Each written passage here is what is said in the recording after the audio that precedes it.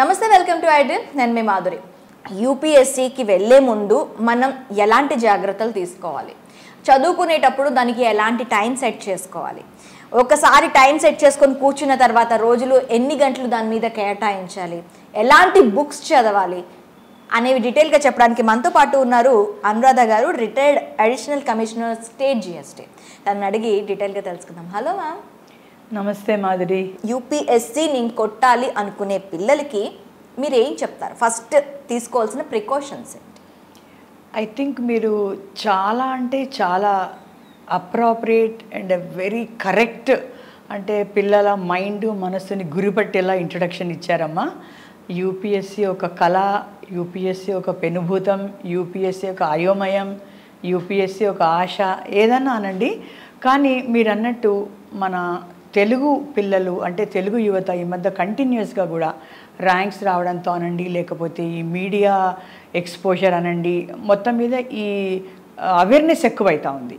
So ఈ awareness అన్నది మనము సొసైటీలో పిల్లలకు ఎక్కువ అవుతుంది అని గ్రహించినప్పుడు వాళ్ళని వాళ్ళ ఎనర్జీస్ని రైట్ వేలో రైట్ టైంలో ఛానలైజ్ చేస్తే వాళ్ళకి ఈ జర్నీ అనేది చాలా సక్సెస్ఫుల్గా అవుతుందేమోనని నాదొక ఆలోచన. సో మీరు దానికి చాలా అంటే చాలా కరెక్ట్ ఇంట్రో ఇచ్చారు.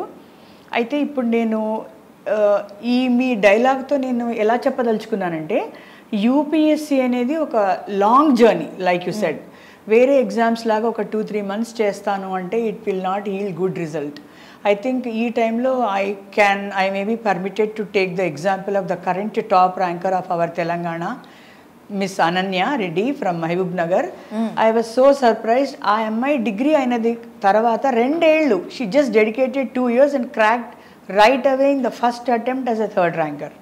Wow. The most ideal journey I have ever read. ఈ లాస్ట్ ఇయరో అంతకుముందు లాస్ట్ ఇయరో నాకు అమ్మాయి పేరు కూడా గుర్తులేదు. అలానే ఒక డాక్టర్, షీ వాజ్ ఎ హౌజీలో ఉన్నప్పుడే she decided and she quietly did it.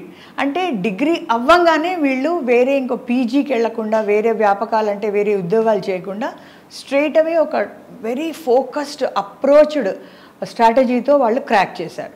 So ఇది ఒక నాంది మాత్రమే. కాకపోతే ఏంటంటే ఈ యూపీఎస్సీ అనేది with your I would like to give a very detailed road map so that చిల్డ్రన్కి సామాన్యంగా నేను ఎందుకు చెప్తున్నానంటే, యూపీఎస్సీ అనగానే ఐఏఎస్ ఎగ్జామ్ అనుకుంటారు. ఓకే, తప్పులేదు, వెరీ మచ్ ఐఏఎస్కే మనం ఏం చేయాలా, ఏం చేయడమే మంచిది. కానీ అసలు యూపీఎస్సీలో అంటే ఎగ్జామ్ సివిల్ సర్వీస్ అంటే ఒక ఐఏఎస్ఏనా? ఇది ఆల్రెడీ ఎగ్జామ్స్ రాస్తున్న వాళ్ళ కోసం కాదు, నేను ముఖ్యంగా ఇది డిగ్రీ ఫైనల్ ఇయర్కి రాబోతున్న పిల్లల్ని ఉద్దేశించి ముఖ్యంగా చెప్తున్నాను. ఎందుకంటే నా అనుభవంతో ప్లస్ నా స్వానుభవంతో పిల్లలతో ఇది ఒక 1 year జర్నీ అన్నది మీరు గ్రహించాలి పిల్లలు. So coming back to point, UPSC అనేది union public service commission. It is the top most recruiting agency of the government of India తరఫున. పాన్ ఇండియా అంటే హోల్ ఇండియాలో మనకి ఆల్ ఇండియా సర్వీసెస్ అని, అలానే గ్రూప్ ఏ సర్వీసెస్ అని, group B services అని దాదాపు 21 సర్వీసులు రిక్రూట్ అవ్వబడతాయి ఒకే ఒక ఎగ్జామ్తో. దాదాపు ఒక 6-7 ఏళ్ల క్రితం నుంచి దీనిలో ఇండియన్ ఫారెస్ట్ సర్వీస్ అనే ఎగ్జామ్ కూడా యాడ్ చేశారు, లేకపోతే దానికి మళ్ళీ రాయవలసి వచ్చేది. సో 21 సర్వీసుల్లో టాప్ మోస్ట్ అన్నది IAS.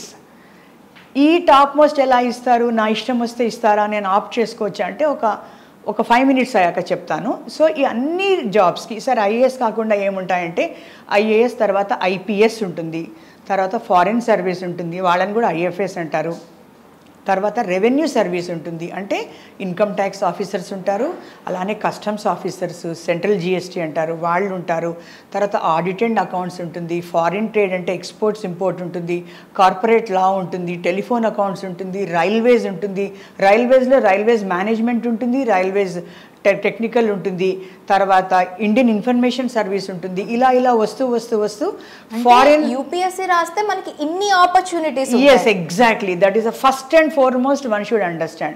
One exam though you are attempting to get into nearly 21 services.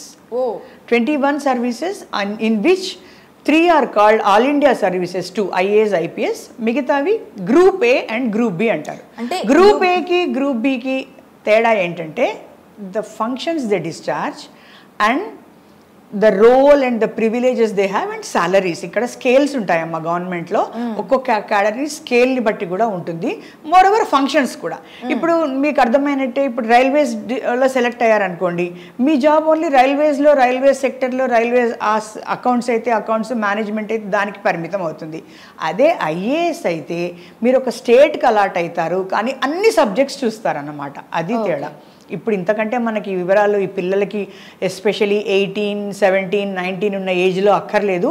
But they should know that UPSC exam is a bunch for 21 services as on today. Maximum UPSC అంటే చాలా మంది parents కానీ పిల్లలు కానీ ఎక్కువగా అనుకునేది మనకి ఓన్లీ పైన ఉండే 3 సర్వీసెస్, ఐఏఎస్, ఐపీఎస్, ఐఎఫ్ఎస్, ఇంకా కొంచెం వెళ్తే ఐఆర్ఎస్. కరెక్ట్. దీనికోసమే ఎక్కువగా ఇది యూపీఎస్సీ క్రాక్ చేస్తే ఒక 4-5 సర్వీసెస్లో వాళ్ళు ఉంటారు.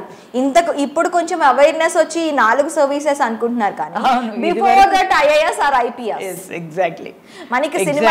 మనకి సినిమాల్లో చూపించేది నాలెడ్జ్ కూడా అంతవరకే ఉంటుంది కాబట్టి పెద్దగా ఎవరికి తెలియదు.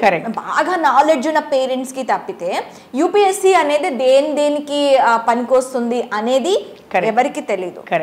సో ఇప్పుడు మీరు చెప్పారు 21 bunch of 21 services, Indian services కి మనం సర్వీస్ అందించవచ్చు ఇది క్రాక్ చేస్తే. Okay, thank you very much.